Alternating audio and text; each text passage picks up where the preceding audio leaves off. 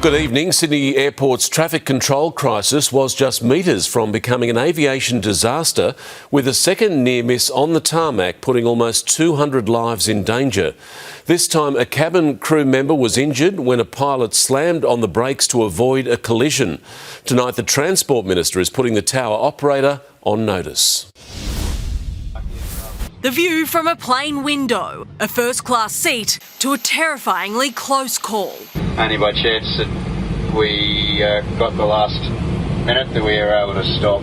A Qatar Airways Boeing 777 stopped just metres from a Jetstar A320 with 151 passengers on board. The second near miss on a Sydney runway in less than a week. Honestly, yeah, it was scary. It's just amazing how air controllers couldn't see two planes. The Jetstar flight left gate 52 just after 7 a.m, taxiing to the runway for takeoff to the Gold Coast. At the same time, the empty Qatar Airlines flight was being moved by a tug, the planes avoiding a crash by just seconds as the Jetstar pilot slammed on the brakes. Well, it's very rare. Unfortunately, the consequences can be potentially catastrophic if a collision occurred. The sudden stop injuring a cabin crew member who suffered a broken wrist after being thrown to the floor. One of our cabin crew is injured. We will be returning to the bay. Needing emergency assistance, If we can have the paramedics come up to the back of the aircraft. with both planes left stranded on the runway. We need a safety car, as I did suggest, due to the proximity of the 777 out to the right.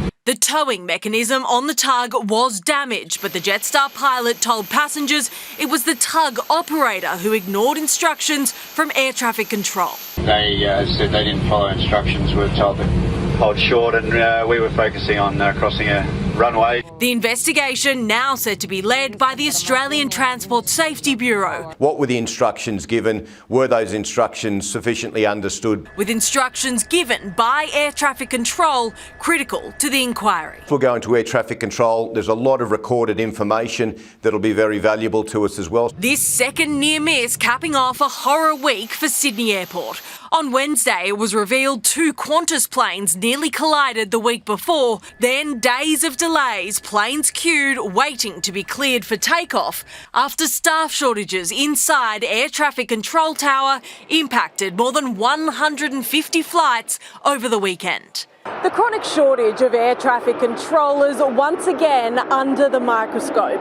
Almost a dozen flights were delayed last night after the tower was left unmanned for 30 minutes for staff meal breaks. The minister in charge telling 7 News she's asked Air Services Australia for a please explain. I've asked them to come and talk to me on Monday about a pathway forward. Warning Air Services management it needs to do better. We're not happy. No one wants to see our passengers disrupted in the way that they have been.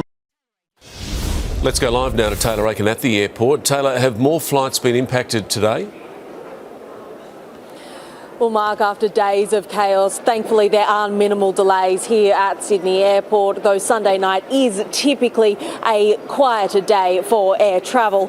However, there will be another period of departure spacing tonight, or slowing down the frequency of planes departing Sydney between 7 and 9 p.m. tonight. Transport Minister Catherine King telling 7 News Air Services Australia bosses have committed to doing better for the thousands of passengers who use this airport today, with the government-owned agency expected to lay out a plan on how it plans to improve services for passengers. Mark? Taylor Aiken, a mascot. Thank you.